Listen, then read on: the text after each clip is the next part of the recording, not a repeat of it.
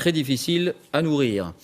Pour terminer, ce record absolu pour un tableau. Regardez, c'est un Picasso, Les femmes d'Alger, 160 millions d'euros lors d'une vente aux enchères à New York.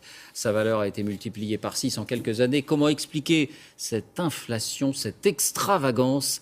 Voici l'histoire de cette toile et son parcours. Daniel Wolfram.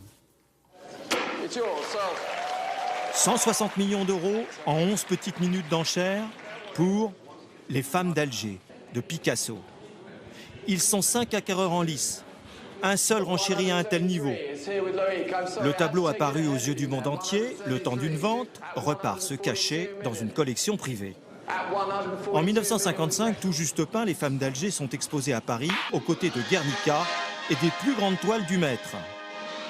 L'exposition Picasso du musée des arts décoratifs est sans conteste la plus complète qu'on ait consacrée en France, avec la fameuse fresque de Guernica et les femmes d'Alger qui synthétisent la dernière manière du peintre. Exposée, mais pas pour longtemps. Un an plus tard, la toile échappe aux yeux du public.